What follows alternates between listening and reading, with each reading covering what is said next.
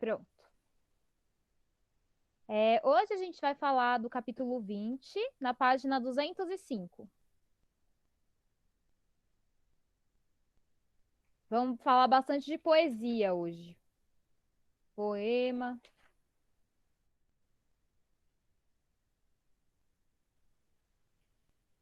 Então, lá na página 205?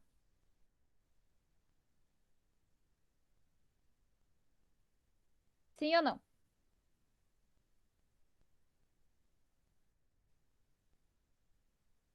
Qual página? Sim. 205.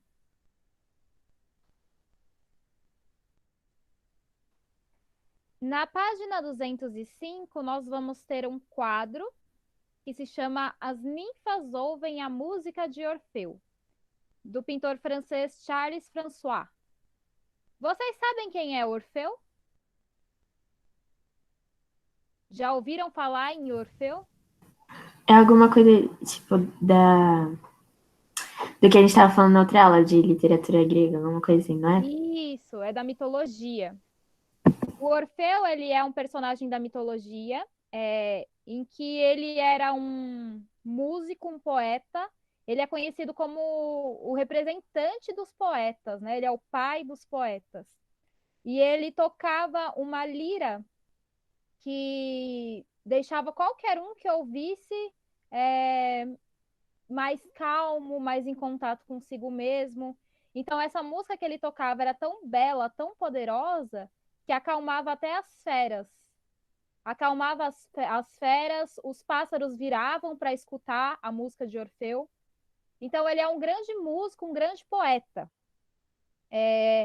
Mas Orfeu tem uma história muito trágica de amor, porque ele se apaixonou por uma mulher chamada Eurídice, e no dia do casamento deles, ela foi picada por uma cobra e morreu.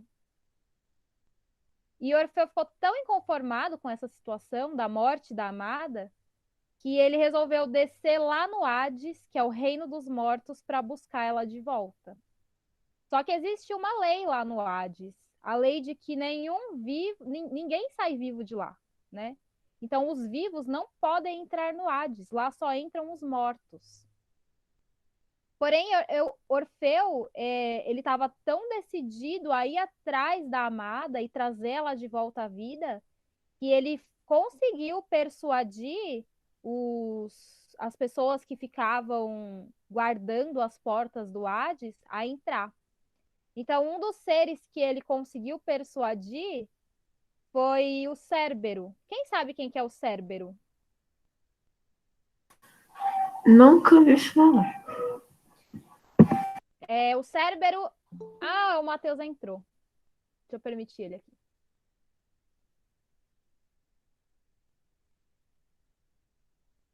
Já já ele aparece.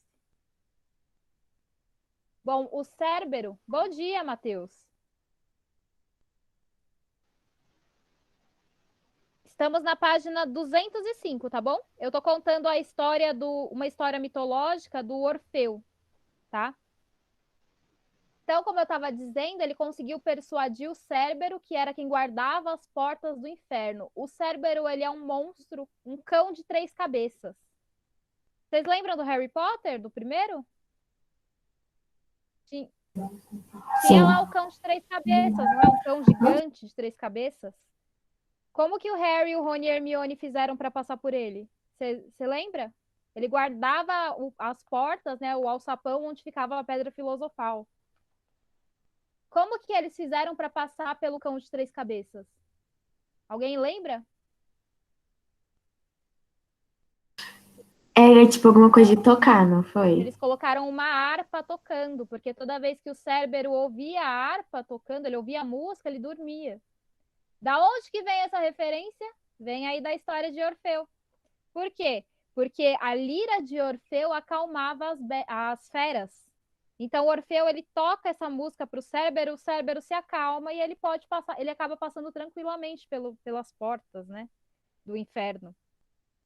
E aí, ele vai convencendo, né? Porque ele tem mais de um obstáculo para passar, e ele vai convencendo os guardiões do Hades a continuar passando. E quando ele chega lá no Hades, ele tá de frente ao Inominável. Quem é o Inominável? Alguém sabe? Alguém chuta quem que é o... Não, Oi, Ana? não sei. O Inominável é o próprio Hades, né? Que era o guardião do Reino dos Mortos. Então ele chega pro Inominável, pro Hades, e pede o retorno de Eurídice. Mas o Hades não pode, né, fazer isso. Ele é o guardião dos mortos. Ele tá ali exatamente para isso não acontecer. Porém, Hades também tem uma amada, que é Perséfone, que mora com ele lá no submundo. E Perséfone, ouvindo a história de Orfeu, se apieda da situação e pede para Hades para fazer essa concessão a ele e deixar Orfeu levar Eurídice de volta à vida. E aí Hades acaba cedendo ao pedido da sua mulher e liberta Eurídice, porém com uma condição. A única condição era que Orfeu não podia olhar para trás quando estivesse subindo de volta para o reino dos vivos. Se ele olhasse para trás, Eurídice iria desaparecer e voltar para sempre para o reino dos mortos. Então tá bom, né? Orfeu ele vai seguindo em frente e Eurídice às costas. Mas no meio do caminho, Orfeu começa a ficar em dúvida, né? Pensar, ai meu Deus, e se eu tô sendo enganado? E se Eurídice não estiver atrás de mim? E se eu chegar ao reino dos vivos e quando estiver lá em cima, eu ver que ela não tá comigo? O que que eu vou fazer? E aí ele, tomado por essas dúvidas todas, olha para trás. E aí quando ele olha para trás, ele vê Eurídice se dissolvendo e indo embora de volta para sempre para o reino dos mortos. E aí Orfeu, sem ter o que fazer, sobe para o reino dos vivos, sem a amada, e ele acaba sendo aquele que vai ensinar à humanidade um pouco mais sobre a morte, sobre o desapego, sobre a música. Ele fica extremamente isolado, né? Então ele vai passar pelo momento do luto na vida. E ele nunca vai se casar com outra, né? Até chegar o momento de sua morte, porque ele é morto por pretendentes que ele rejeitou, porque ele não queria ficar com mais ninguém, então ele é morto por essas pretendentes.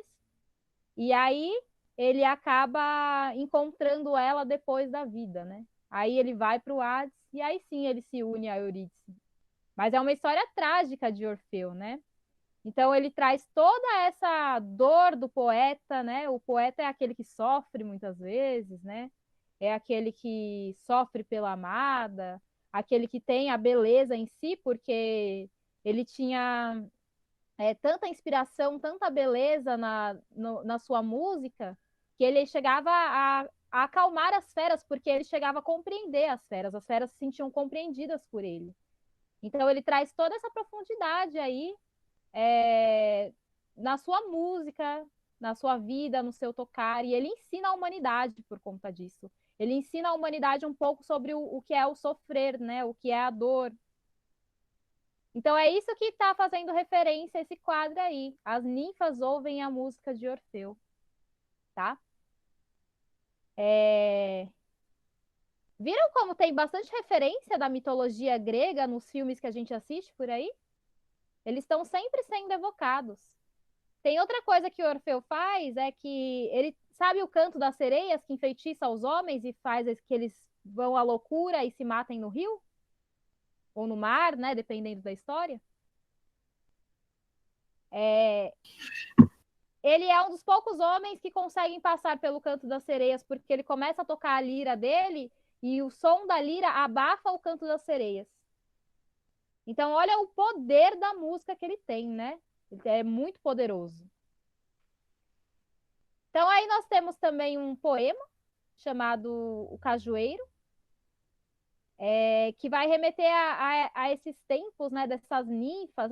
Essas ninfas, elas eram como se fossem elementais, assim, elas eram como se fossem deusas, né, da água, da terra. Tinham ninfas dos 4 elementos, tá?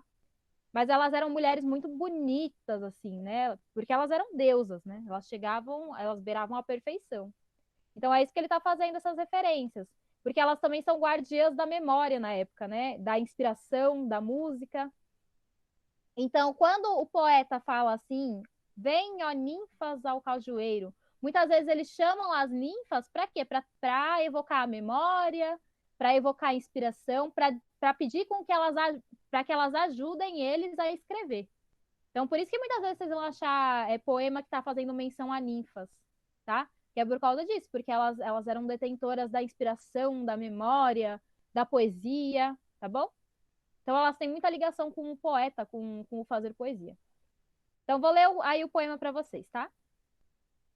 Vem, ó ninfa, ao cajueiro. Cajueiro é um tipo de árvore.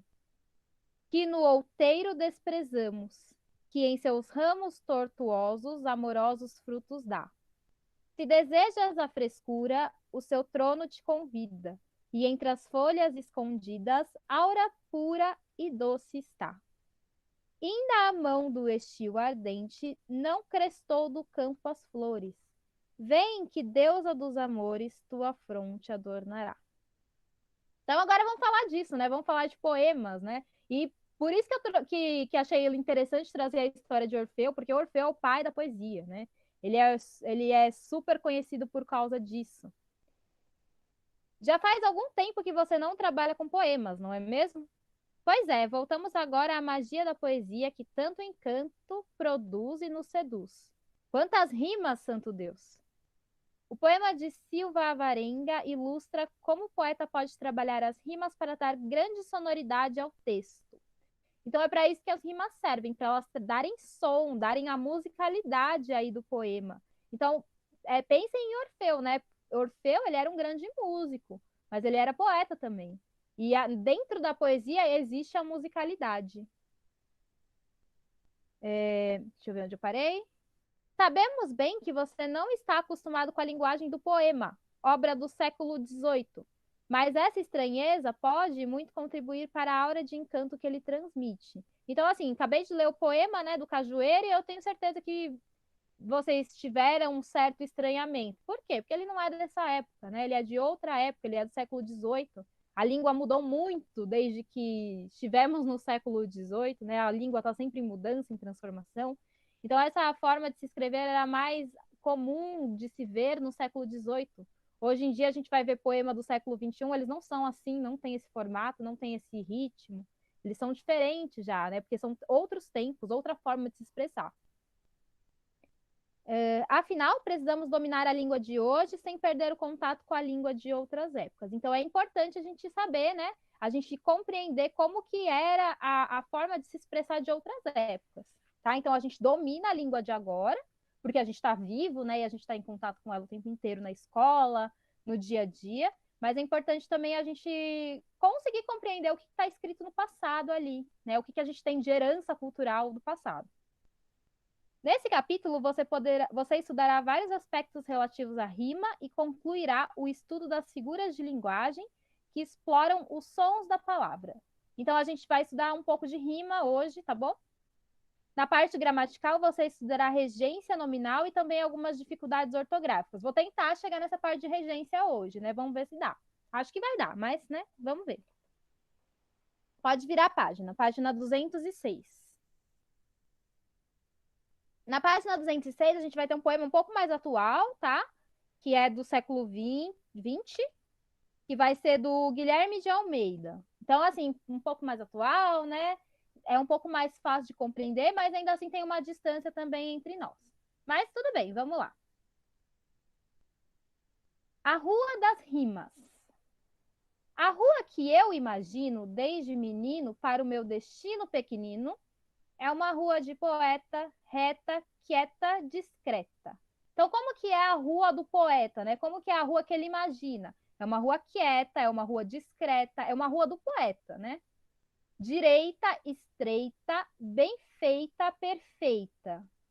Com pregões matinais de jornais, aventais nos portais, animais e varais nos quintais. Então, uma rua que vão ter varais, vão ter animais, vão ter aventais, né, pendurados ali provavelmente tomando um sol para secar, né, no varal.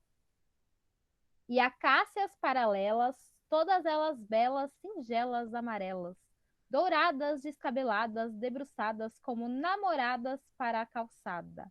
Acácia é um tipo de árvore, tá? Então ele está imaginando essas árvores amarelas, belas, singelas, douradas, descabeladas, desbruçadas, como namoradas para as calçadas. E um passo de espaço a espaço, no mormaço de aço, baço e laço.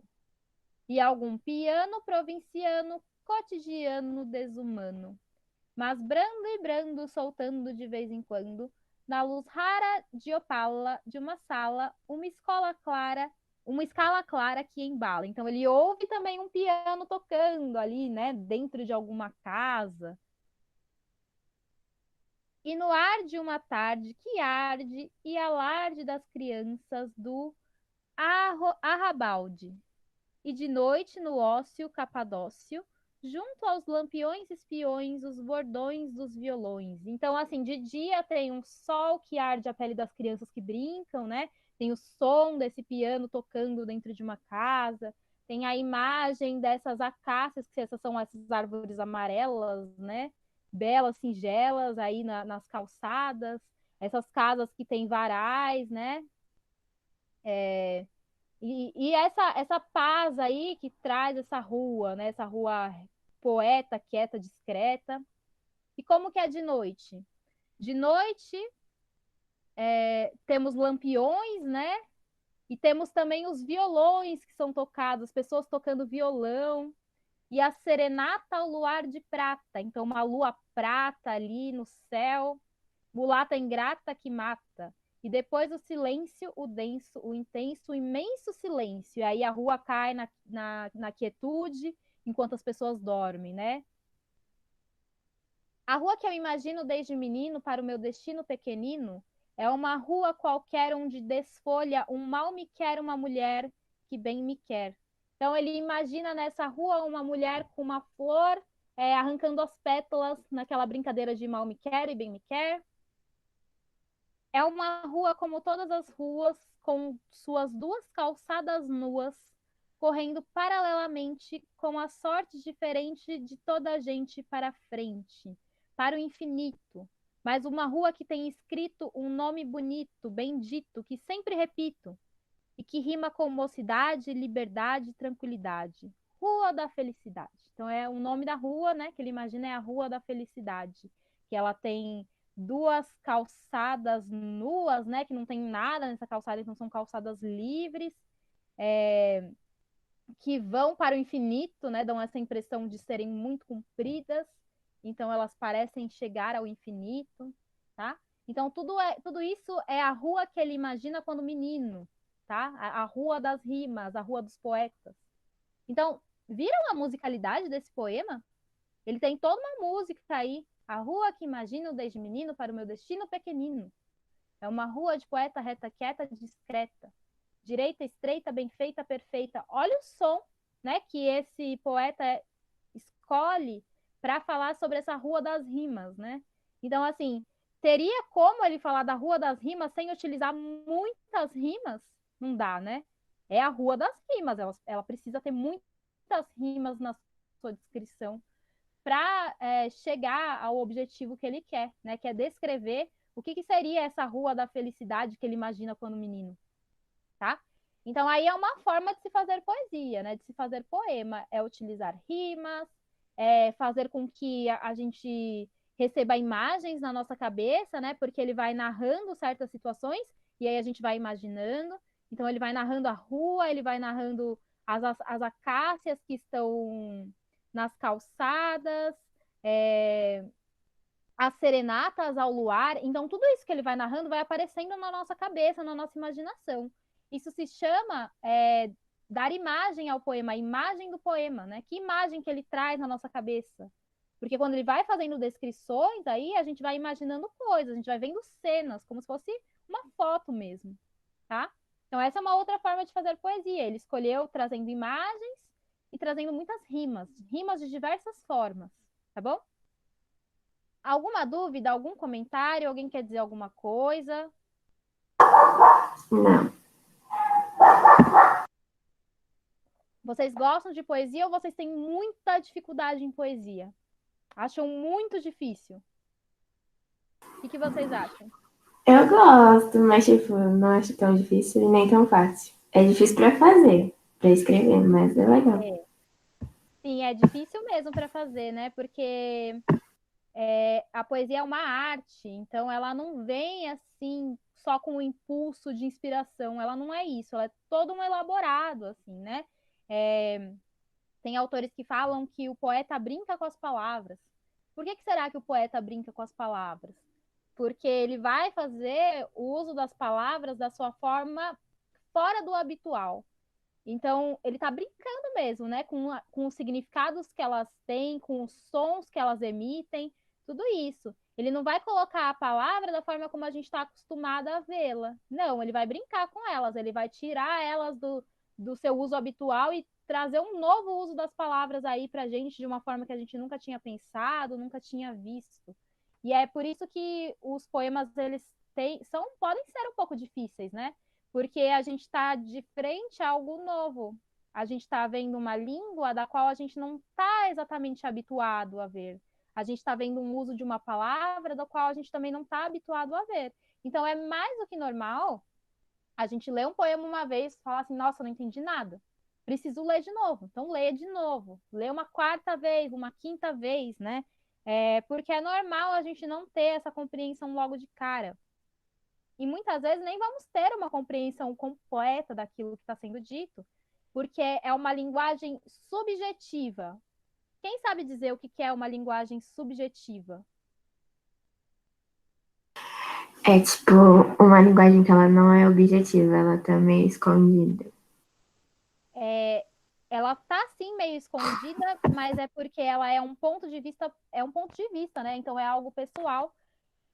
Quando a gente está vendo um poema, a gente está entrando na forma como o eu lírico aí vê o mundo. Então, assim, eu vejo o mundo de uma maneira, mas vocês veem de outra. Por quê? Porque nós somos diferentes, nós temos criações diferentes, nós temos ideias diferentes sobre a vida.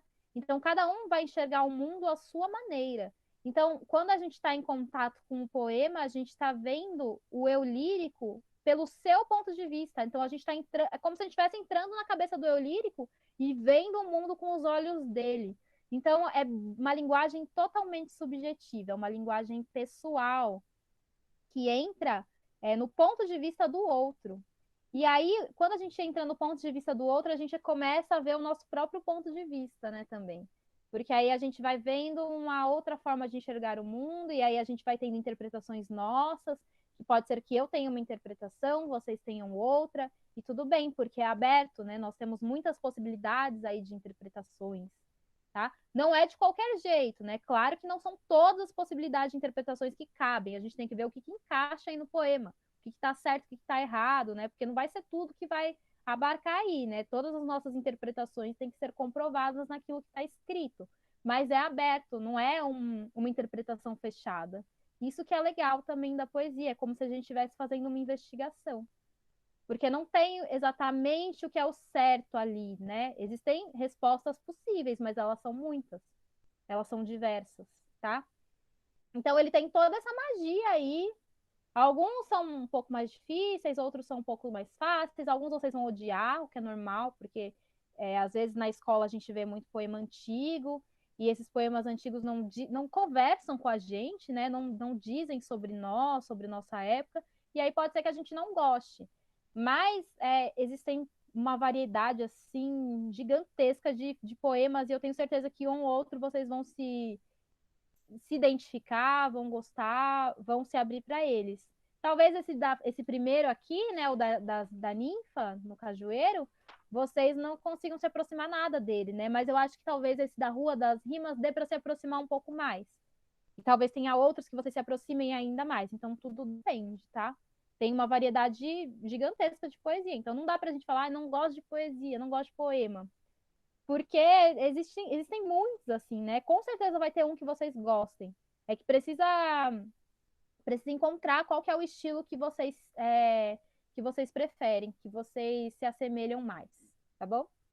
Então vamos conhecer um pouco do autor, do Guilherme de Almeida. Alguém quer fazer alguma pergunta? Alguém quer falar alguma coisa? Bom, então vamos.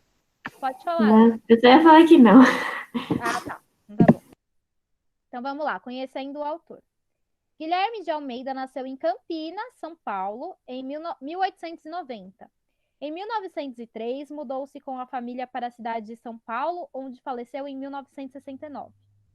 Em 1912, concluiu o curso da Faculdade de Direito do Largo de São Francisco, trabalhando durante um pequeno tempo como promotor público no interior do estado. Depois de 1923, passou a se dedicar prioritariamente à atividade de escritor, iniciada alguns anos antes. Desde 1930, integrou a Academia Brasileira de Letras e, em 1959, foi eleito Príncipe dos Poetas Brasileiros. Autor de grande número de obras, foi durante muito tempo o mais popular poeta de São Paulo. A casa em que viveu na capital paulista foi adquirida pelo Estado e tornou-se um centro cultural. Então, para saber mais, acesse. Aí tem o site aí da Casa do Guilherme de Almeida. Agora a gente vai falar um pouco sobre os tipos de rimas de um poema, né? Para conhecer melhor as rimas de um poema. O poema de Guilherme de Almeida é construído a partir de um intenso jogo de rimas. Então, para entender essa construção, vamos falar um pouco sobre rimas. Em aulas futuras, você aprenderá ainda mais sobre esse assunto. Então, não existem só esses tipos de rimas aqui que nós vamos ver, tá? Existem outras, mas hoje nós vamos ver 3 tipos, tá bom? 1. Do ponto de vista fonético, o fonético é o que? É o som, né? O som das palavras. Isso é, da coincidência sonora das palavras que rimam, a rima pode ser. Então, pensando no som delas, né? Como que elas podem ser? Elas podem ser chamadas de perfeita ou soante-consoante, quando há correspondência completa de sons a partir da última vogal tônica do verso. Então, a última vogal do verso, a tônica, ou seja, a vogal mais forte, né, dela, tem uma correspondência de rimas que são iguais. Então, por exemplo, olha estas velhas árvores mais belas. Então, aí a última, né, tá vendo que tá em negrito? É belas. Do que as árvores novas mais amigas. Aí a última também, igas, né, tá em negrito. Tanto mais belas quanto mais antigas. Então, viram que aí, ó, o amigas e antigas rimou e elas estão no fim do verso e elas são iguais, né? As duas terminam com igas, tem o mesmo som aí, a mesma fonética aí no final de cada verso. Vencedoras da idade e das procelas. Então, procelas agora rimou com aquele verso lá de cima, belas, né? Então, os dois na última palavra, no último som, e eles têm a mesma fonética. Então, elas e igas, os dois rimam e estão lá no final do verso.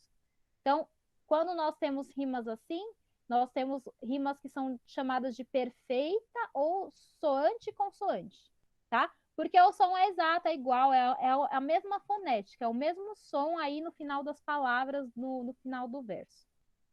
Tá bom? Quando nós temos rimas que são imperfeita ou toante-assoante. Então, vai ser diferente agora, né, a forma das rimas. Quando não há correspondência total de sons. Então, o som não é exatamente o mesmo, ele é próximo, tá? Mas ele não é exatamente o mesmo. Rimam apenas as vogais a partir da última vogal tônica do verso. Então, a última do verso, ali lá no final do verso, a vogal mais forte a vogal, a partir da vogal mais forte da última palavra do verso que vai ter a rima. Então, o que vai rimar? Só as vogais, tá? Então, por exemplo, ali, ó. São ondas mesmo ou bailarinas? São ondas mesmos ou raparigas? Bailarinas e raparigas não necessariamente rima, né?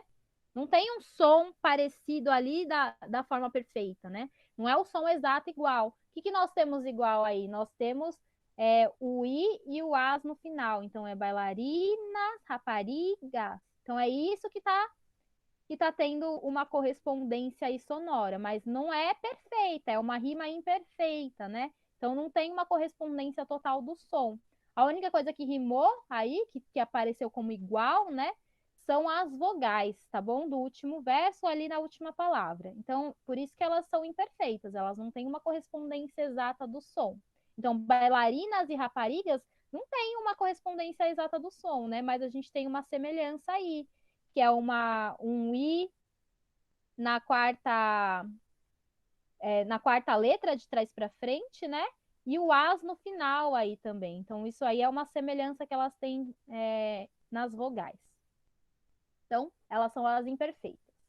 2. Quando a posição da rima no verso, ela pode ser interna, no interior do verso, ou externa, no fim do verso. Então, agora a gente não está falando mais do som, mas a gente está falando da posição onde se encontram as rimas. Então, elas podem ser internas, que é quando está no meio do verso, ou elas vão ser externas, quando está no final do verso, que nem por exemplo, essas que nós vimos acima, da opção 1, né, que eram rimas perfeitas ou imperfeitas, elas são rimas externas, porque elas estão no final do verso. Mas existem também aquelas que são rimas internas, estão dentro dos versos. Então, por exemplo, lembranças que lembrais do meu. Lembranças que lembrais, meu bem passado. Eu tô na página 206, na parte 2 aí, na parte das rimas, tá? Então, vou ler de novo o verso. Lembranças que lembrais, meu bem passado, para que sinta mais o mal presente. Deixai-me, se quereis viver contente, não me deixeis morrer em tal estado. Então, o que nós temos aí? Nesse verso aí, nós temos um exemplo de rima interna, porque nós temos os lembrais, o mais, o quereis e o deixeis, que estão no meio do verso, e nós também temos exemplos de rimas externas, né? Que é o passado, presente, contente e estado, que estão no final do verso, tá bom? Então é fácil, só a gente vê onde que tá, né, a localização dela para a gente saber se elas são internas ou externas, ou os dois ao mesmo tempo. Olha no poema do Guilherme de Almeida, nós temos as duas coisas, né? Nós temos rimas internas e nós temos rimas externas. Veja mais esse exemplo de rima interna. A rua que eu imagino, desde menino para o meu destino pequenino. Olha como tá tudo rimando dentro aí do verso, né? Nós temos o imagino, menino, destino e pequenino. Tem muita rima interna aí dentro desse poema do Guilherme de Almeida, tá? Deu para entender a diferença? Sim. Tá. Primeiro nós falamos do som, né? Da diferença de som. Então tem as rimas que são perfeitas, ou seja, que o som é exato, é a mesma coisa, de uma palavra com outra, como belas e parcelas. Aí nós temos o mesmo som do elas no final. E nós temos rimas que são imperfeitas, que não tem uma correspondência exata do som, mas tem as vogais iguais, assim, na mesma posição e o mesmo som das vogais, como bailarinas e raparigas, né? Que nós temos o i e o as. Essas são as imperfeitas. E aí, quanto à posição do verso, nós temos as rimas que são internas, que estão no meio do verso, e as rimas que são externas, que estão no fim do verso. Bom, então é isso, básico, né? Agora, conhecendo o texto. Vamos fazer os exercícios. Esse é um pouco mais complicado, vou auxiliar vocês, tá? Considerando o poema, julgue os itens a seguir, assinalando V para verdadeiro e F para os falsos. Para o eu lírico, uma rua de poeta deve ser simples, sossegada e certa. Mas essa caracterização admite a contradição estabelecida entre os versos 2 e 4. Então, assim, será que no verso 2 e no verso 4 tem uma correspondência? Vocês acham que é muito distante uma coisa da outra? Ou eles conversam entre si? Dá para uma rua ser quieta, sossegada e também ter as características que estão no verso 4? Vamos ver. Ó, o verso 4 é assim: com pregões matinais de jornais, aventais nos portais, animais e varais nos quintais. Vocês acham que dá para ser uma rua quieta e discreta com essas características? De ter aventais nos portais, animais e varais nos quintais? Dá, não dá? Dá, né? Então essa daí é verdadeira. Porque ele admite, né? Ele admite essa contradição aí do verso 2 e 4. Então dá para uma rua ser dessa forma, sim, que ele descreve, e continuar sendo discreta. Então essa daí é V, de verdadeira. Próximo. O elemento de construção que fundamenta a expressão lírica do tema é o uso de rimas soantes e internas em todos os versos do poema. Então, nós temos rimas soantes, que são essas rimas perfeitas, né, que tem a mesma correspondência de som, e nós também temos rimas internas dentro dos versos do poema? O que vocês acham? Eu acho que sim. Sim, né? Porque nós temos aí o poema inteiro cheio de rimas internas, né? Então, por exemplo, rua de poeta, reta, quieta, discreta. Isso é só um verso, né? Então tá vendo toda a rima, toda a musicalidade dentro do verso. Então é rima interna. E aí nós temos o mesmo som também. Então é soante, ó. Reta, poeta, quieta, discreta. É tudo o mesmo som, né? Do eta. Poeta, reta, quieta, discreta. Então, nós temos também rimas soantes aí. Então, essa daí também é verdadeira.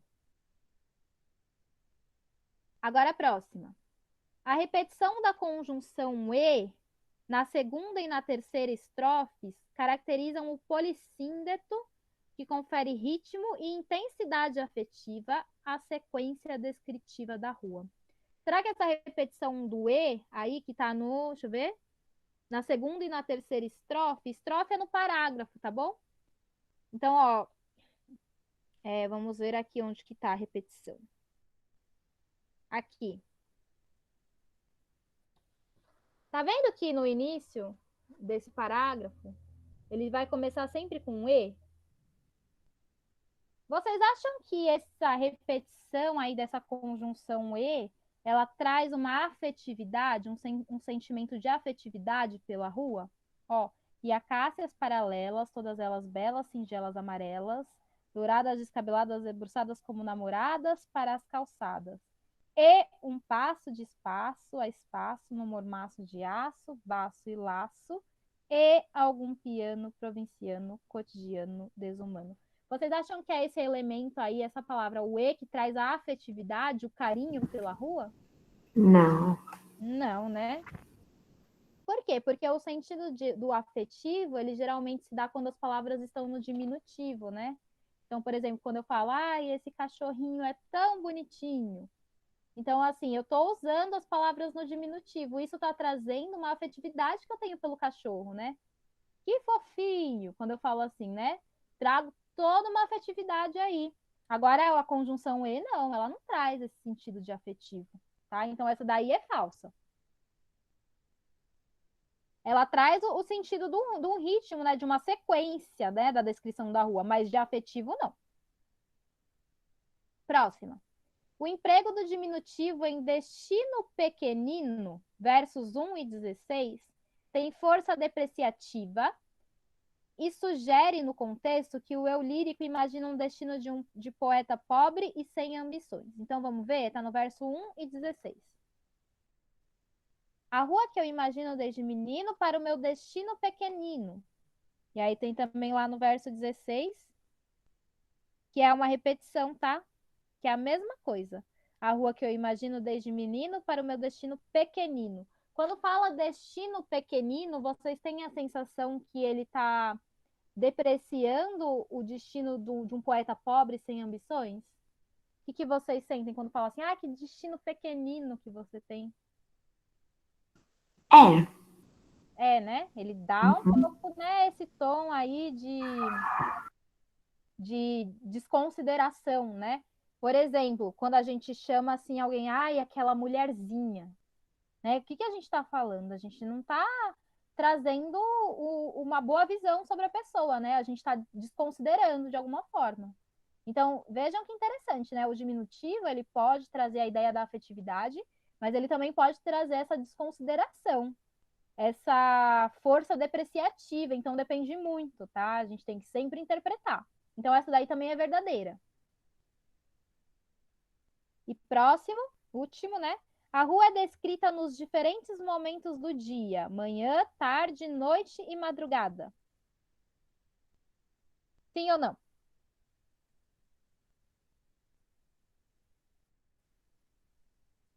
Hein? Ah, eu não sei, eu acho que não. É sim, porque ele fala do início, né? Das roupas no varal ali. Depois ele fala das crianças brincando de tarde, né? Na calçada. Depois ele chega na noite, fala dos lampiões acesos da serenata do luar. Depois ele fala do silêncio em que que entra a rua, né? Porque as pessoas estão dormindo. Então ele fala assim. Ele fala da manhã, da tarde, da noite e da madrugada. Então essa também é verdadeira.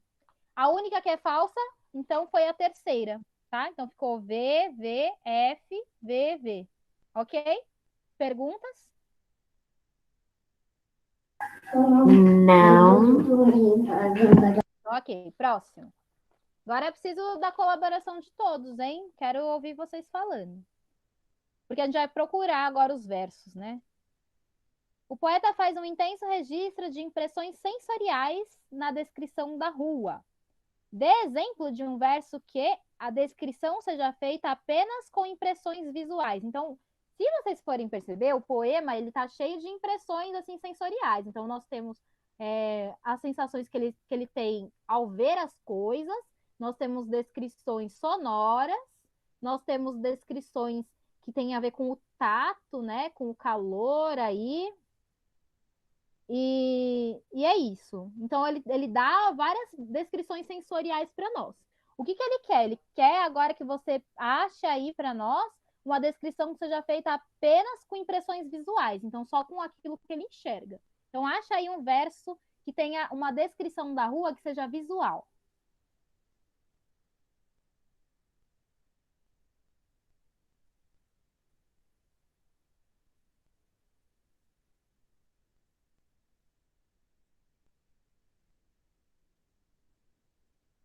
Ó, vou dar um exemplo aqui, né? Um exemplo de errado. Se eu falar assim, que é uma descrição visual é esse, é uma rua de poeta, reta, quieta, discreta. Essa eu não posso dizer que é só visual. Por quê? Porque eu tô falando que é uma rua quieta. Então, eu tô falando da sensação sonora, né? Do ouvido. Então, não pode ser visual, né? Quando eu falo que ela é reta, aí pode ser no visual. Mas aí eu tenho a ideia que ela é quieta também. Então, não pode ser só visual esse.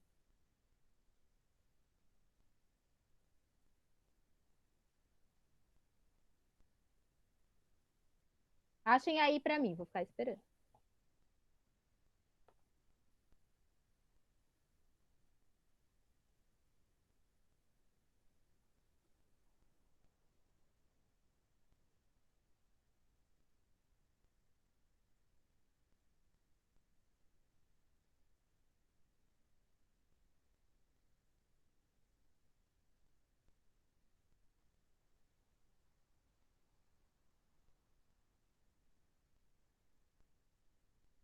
Vamos, povo, chutem. Mesmo que vocês errem, não tem problema, mas falem alguma coisa. Participem. Isso, Rafa, esse mesmo. Douradas, descabeladas, debruçadas como namoradas, né, na calçada, é isso? Esse aí tá certo. Então, por quê? Porque aí é toda uma descrição visual, né, que ele tá dando das acácias, da árvore. Então, esse tá certo. Agora, B, próximo. O poeta registra impressões auditivas e visuais, respectivamente. Já até falei, né? Um que pode ser auditivo e visual. Vê se vocês acham mais algum.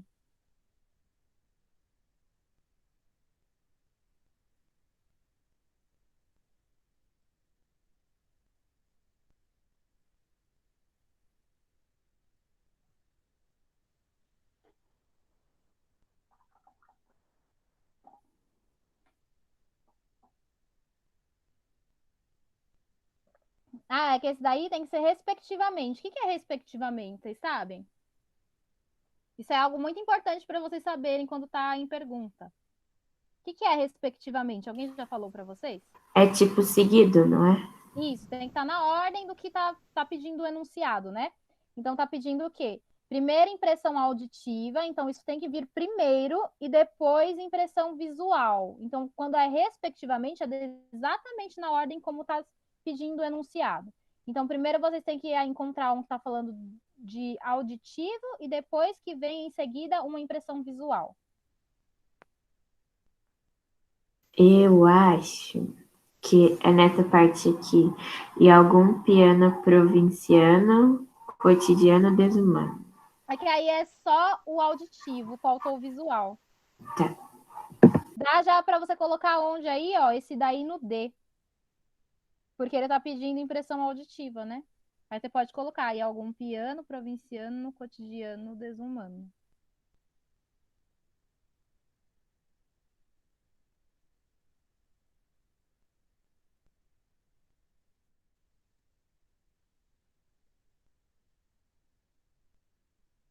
Vou falar onde que tá, então, já que vocês não respondem. Tá ali, ó, no 1, 2, 3, quarto verso.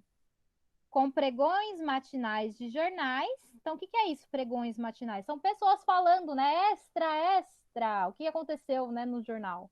Então, tem alguém falando ali, pregões matinais de jornais, aí a impressão auditiva, aventais nos portais, animais e varais nos quintais. Aí é a impressão visual, tá bom? Então, é aí no quarto. Encontraram? Onde que tá para vocês copiarem?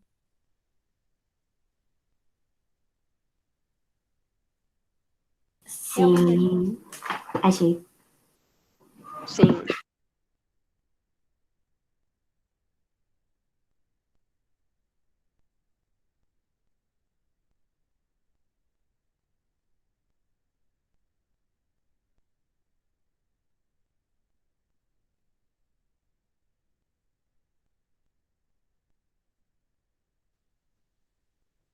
Agora C. O poeta registra impressões visuais e auditivas, respectivamente. Então, primeiro agora vai vir a impressão visual e depois a impressão auditiva. Onde que nós podemos encontrar?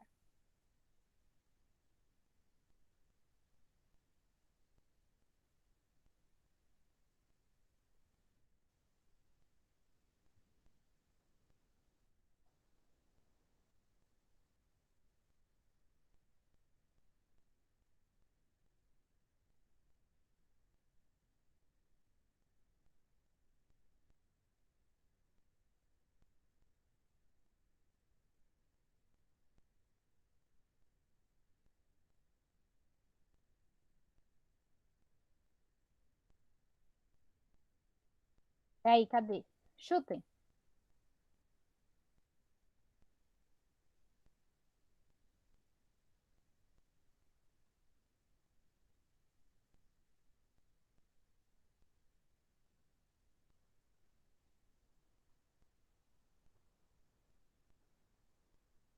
Vou falar então. É quando ele fala assim: junto aos lampiões, espiões, os bordões dos violões. Então ele está falando primeiro das lâmpadas, né, que se acendem de noite. Então é uma impressão visual e depois os bordões dos violões, né, e das pessoas tocando violão, fazendo serenata. Então uma auditiva. Tô mandando aqui no chat, tá bom? Para quem tiver perdido.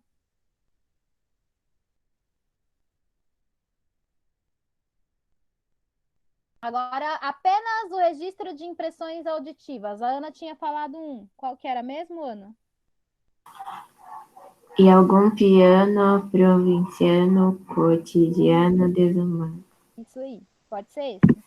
E algum piano provinciano cotidiano desumano. Tá falando só o som do piano, né? O som que esse piano emite. E por último, né, desses aí, do exercício 2, há o registro de uma sensação tátil, seguida de uma sensação auditiva. Então, é um momento que sente na pele, tá? Uma sensação tátil, e em seguida vem uma sensação auditiva. Onde que tem?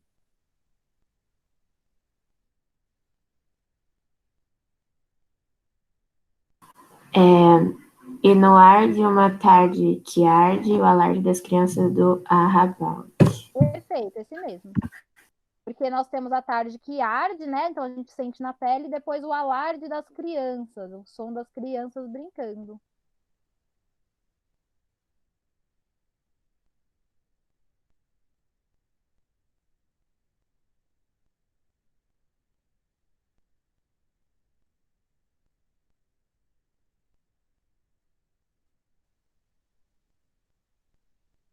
Tá? Tô escrevendo tudo aqui no chat para vocês não se perderem.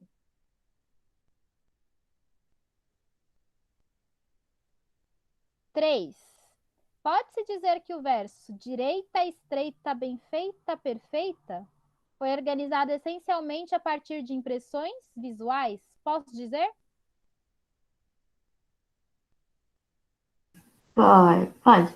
Sim, né? Então é tudo visual aí. Então a 3 é sim.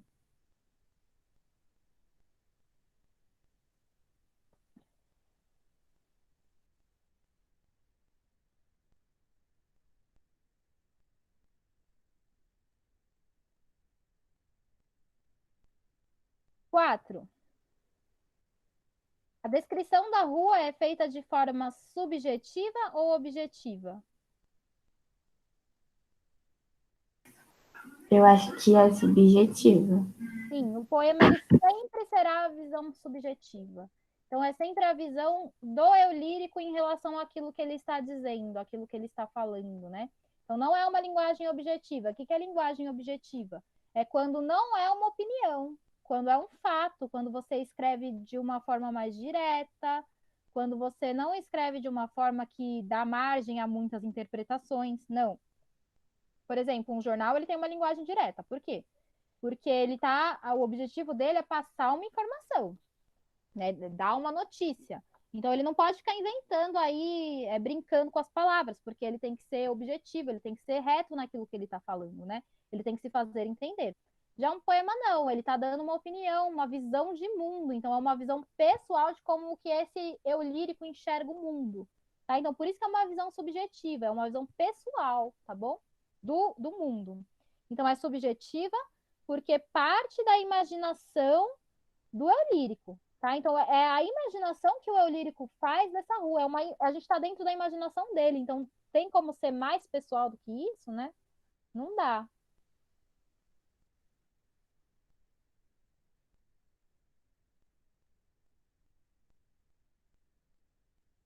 5.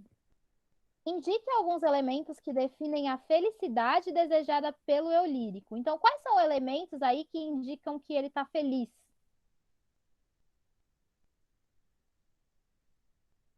Quais são as palavras que evocam isso, né?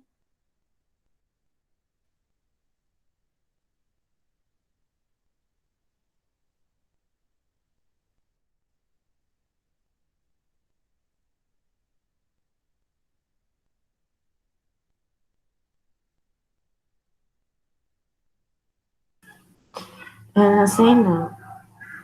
Tem várias palavras que dão a entender que ele está feliz. Não sei. Olha lá no final. Liberdade, felicidade, Isso, liberdade, tranquilidade. tranquilidade, tem a música, né? Tem, deixa eu ver o que mais. Tem as flores que ele traz, né? As árvores floridas. Então, tudo isso indica, são elementos que indicam felicidade, né? A mocidade. Tudo isso são elementos que vão evocar pra gente a alegria, né? O calor, tá? Então, tem muitas coisas que vão evocar isso. A página 208 e 209 eu vou pular. Depois, se tiver tempo, a gente volta para elas. Vamos para a página 210 agora.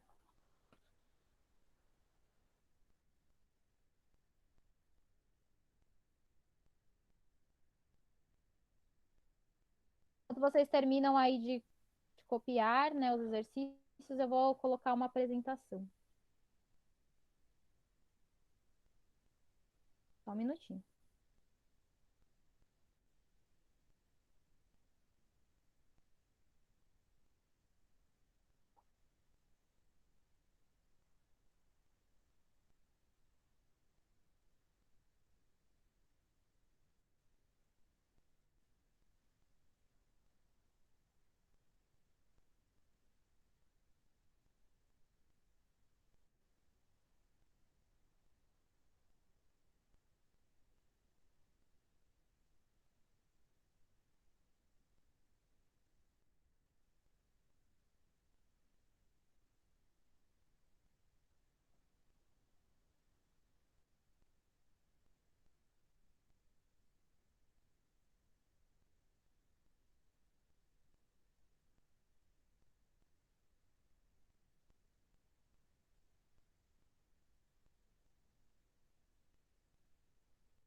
Me avisem quando aparecer, tá?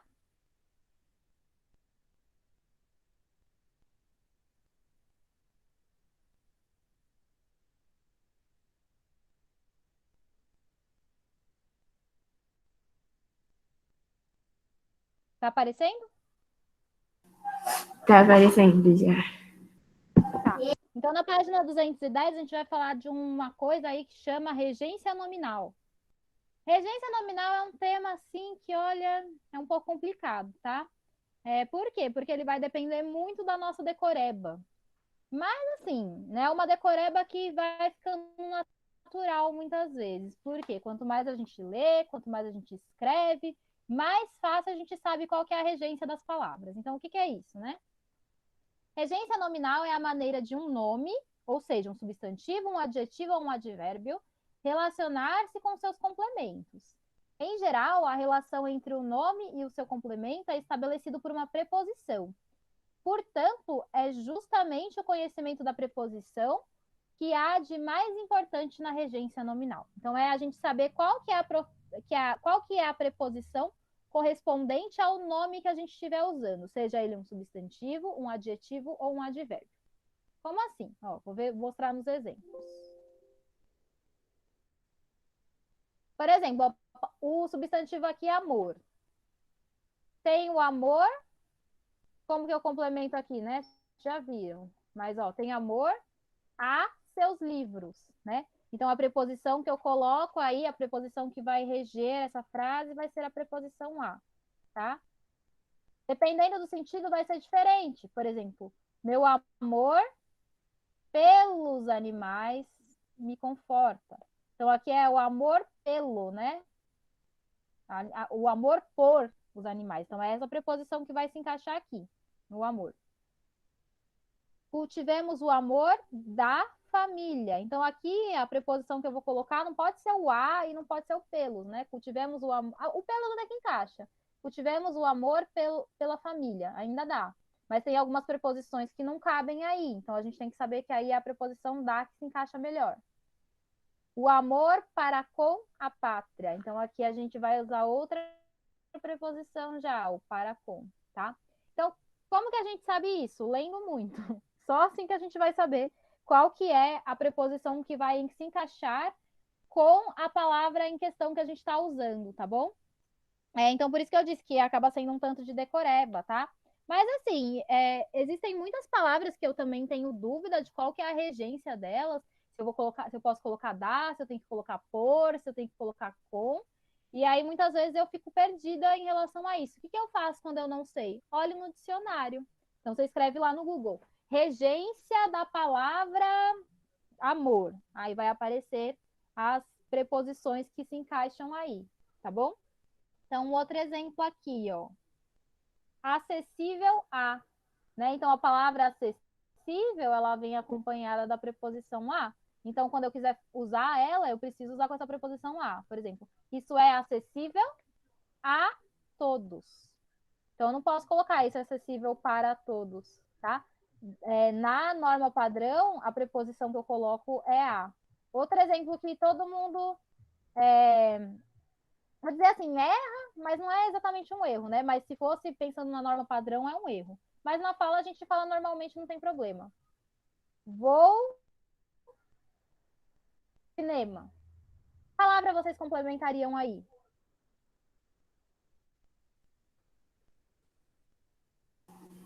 Ah, vou ao cinema. Qual- Isso, Ana. Vou ao cinema. Então, a palavra, o ir, né? Ela indica essa ideia de ser ao, tá? Tem que ser com a preposição ao. Muitas vezes a gente fala assim, vou no cinema, tá? Mas a preposição pensando na norma padrão, é ao. Bom? Isso aqui aí já seria a regência verbal, tá? Mas só um exemplo mais fácil, assim, do nosso cotidiano, para vocês entenderem mais o que é essa tal de regência. Então, é a preposição que acompanha aí as palavras. Outro exemplo aqui, ó, acostumado a ou acostumado com, das duas formas dão certo. Então, estou acostumado a comer pouco. Então, nessa situação, a preposição que se encaixa é o a. Mas tem preposições também, tem situações também que se encaixa a preposição com, como por exemplo, estamos acostumados com as novas ferramentas. Então aí a palavra que eu usei agora foi o com, tá? Então assim vai variar muito, vai depender muito da situação em que nós tivermos. Vou ler aqui na página com vocês, está na página 210. Vou colocar um novo slide, que aí a gente coloca os exercícios aqui. Acho que é mais fácil do que no chat, né? Então vamos ver lá. A expressão regência nominal nomeia a relação gramatical entre um substantivo, adjetivo ou advérbio como seu complemento. Mais concretamente, como esses termos se ligam a seus complementos? Então, a preposição faz isso, né? Ela liga uma ideia com outra, mas a gente precisa usar a preposição correta para isso, tá? Por meio de que preposições essa ligação se faz? Então, por exemplo, esse produto é nocivo a animais. Tá vendo que a preposição a, ela tá ligando a palavra nocivo com a palavra animais. Então, ela é a ponte. É isso que é a função das preposições. Elas ligam um termo com o outro. Por exemplo, pão. Opa. Aí um espacinho, queijo. Como que vocês ligam essa palavra com a outra? O que vocês complementam aí? Com? Pode ser pão com queijo. Mas tem uma outra opção. De queijo. Ou pão de queijo. Né? Mas as duas são certas, depende do que você quer dizer, né? Pão com queijo e pão de queijo são coisas diferentes. Então, ó, por exemplo, vamos ver. Vou pensar numa outra.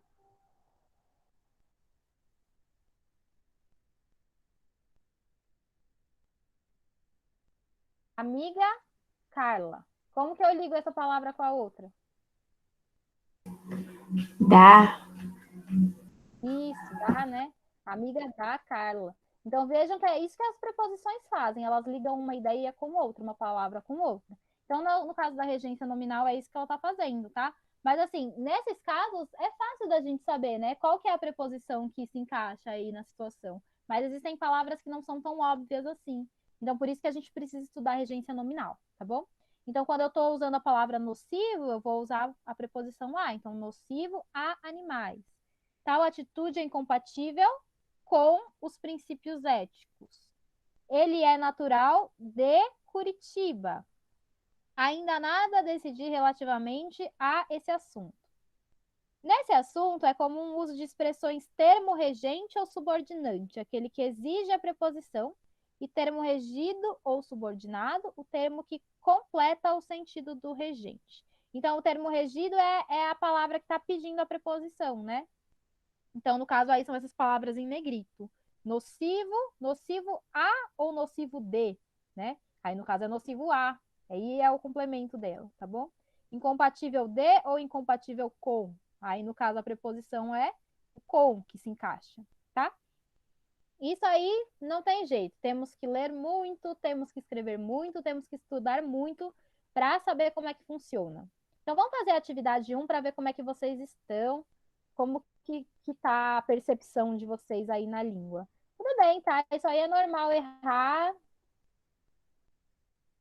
Isso aí geram muitas dúvidas assim ao longo da vida. A gente sempre vai estar fazendo pesquisa, olhando no dicionário de qual que é a regência de determinada palavra. É assim mesmo.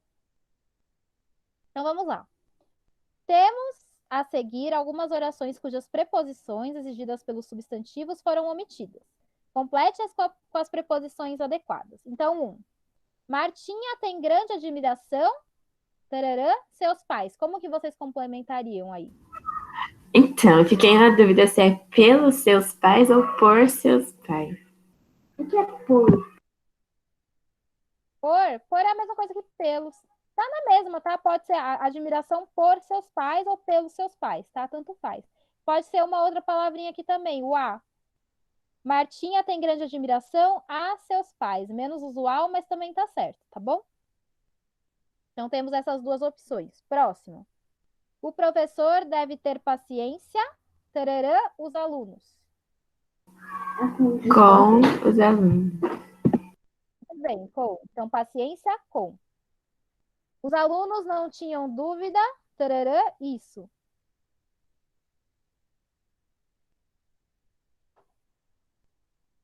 E aí, como que vocês complementariam? Eu coloquei isso, mas pode ser. Eu não sei. Tem uma que fica melhor, que é o sobre. Os alunos não tinham dúvidas sobre isso. Pode ser também acerca. Opa, acerca disso, né? Vai ter que colocar um D na frente. Pode ser sobre isso, acerca disso. Tá? 4. Amâncio não escondia o seu medo, tararã, criminosos. Pelos criminosos. Quem tem medo de alguma coisa. Então, aqui é o D, tá? Quem tem medo de. Não tem medo pelo, tá? A preposição que mais aparece é essa, o de.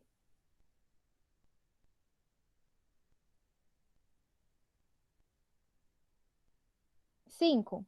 Aquilo era um atentado, tararã, os bons costumes.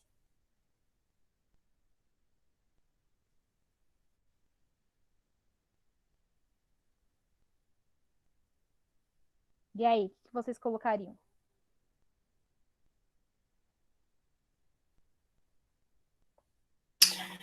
Com os bons costumes?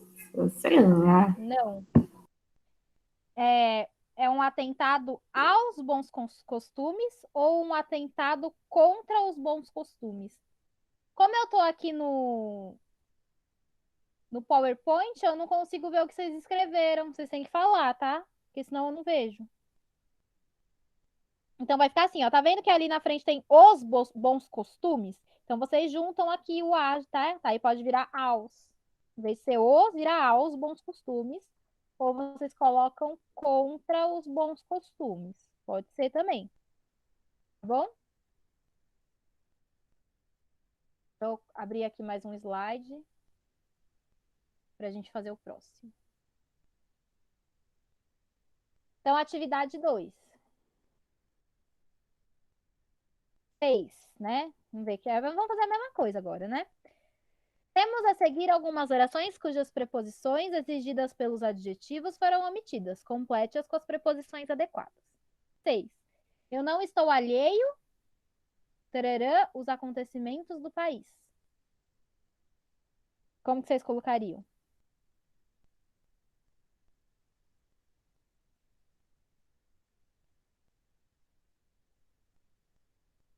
Cadê vocês?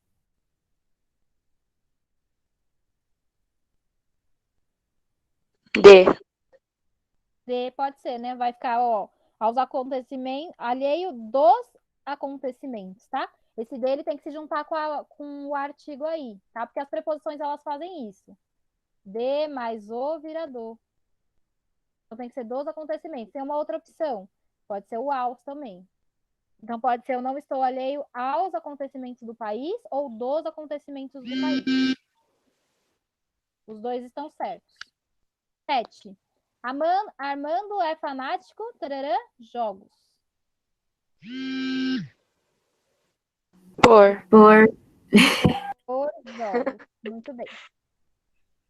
8. Meu advogado está apto, tararã, resolver esse problema.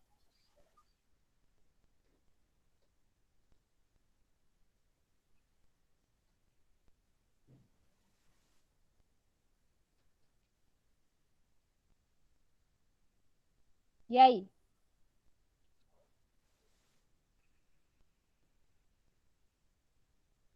Chutem.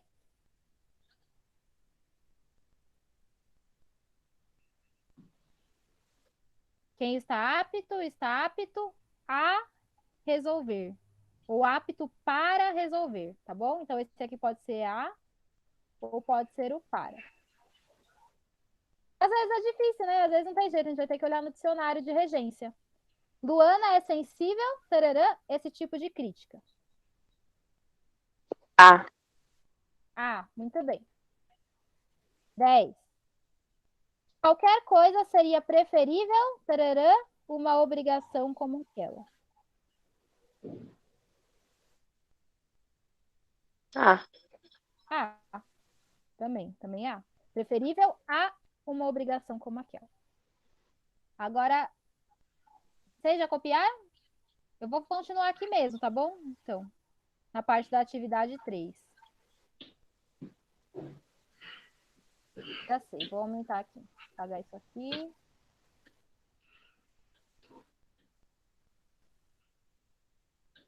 Pronto. Então, atividade 3. Mesma coisa, né, que vamos fazer. Temos a seguir algumas orações cujas preposições exigidas pelos advérbios foram omitidas. Complete-as com as preposições adequadas. Então, 11. Longe, tararã, os olhos. Perto, tararã, o coração. Longe dos olhos, perto do coração. Muito bem. Então, é longe dos olhos, perto do coração. 12. Mas, Júri se tipo, manifestou. na 11 eu escrevo só a letra D, porque já tem os olhos. Sim, escreva só a letra D. Tá? Porque nas preposições elas podem se juntar com os artigos. Então, de mais o vai virar do. A mais o vira ao. Em mais a vira na. Então, por isso que eles já colocaram os artigos aí, né? Mas eu acho que mais complica a vida de vocês do que auxilia. Mas é por isso, tá? Por isso que os artigos já estão aí, para vocês colocarem só o D aí para complementar. Mas acho que dá uma confundida na cabeça, mas tudo bem. Então, próximo. O júri se manifestou favoravelmente. Tararã, o réu. Ao réu. Isso, ao réu. Aí tá vendo que o O já tá lá? Era só colocar o A na frente, mas acho que isso confunde, né? Dá a sensação que tá separado o A com o O. Vocês podem colocar o A ou vocês colocam bem juntinho um do outro, tá? Para vocês compreenderem. Da forma que fica mais fácil para vocês. Atividade 4 agora. Nos enunciados a seguir, utilize a preposição adequada exigido pelo contexto linguístico. 13. As leis, tararã, que devemos obediência, nem sempre são justas. Ah, Isso, as leis a que devemos obediência. 14. Os crimes, tararã, que ele era suspeito, estavam ainda insolúveis. D. D, muito bem. 15. Os escritores, tararã, que Machado de Assis era contemporâneo, conheciam seu talento superior. Então, os A. escritores que vieram... Isso. A e tem também a opção D, tá? Então, aí, no caso, os escritores que vieram depois do Machado de Assis ainda percebiam que ele era superior a eles. Tá bom? Eu ia falar sobre o mal, né? O mal ou mal, mal com U ou mal com L, mas eu acho que eu vou deixar para a próxima aula, tá bom? Que é uma coisa rapidinha da gente falar também. E aí, na próxima aula, a gente conversa sobre. Ok? Vou interromper aqui o compartilhamento. ok. Alguém tá perdido? Não pegou alguma palavra? Porque eu interrompi o compartilhamento antes de saber se vocês já tinham escrito tudo. Alguém se perdeu? Eu anotei tudo já. Eu também. Matheus e Nicolas, como que vocês estão? Eu posso colar aqui no chat para vocês, se vocês estiverem perdidos. Nicolas, tá tudo bem? Tá perdido? Vou colar aqui no chat, tá? Mais fácil.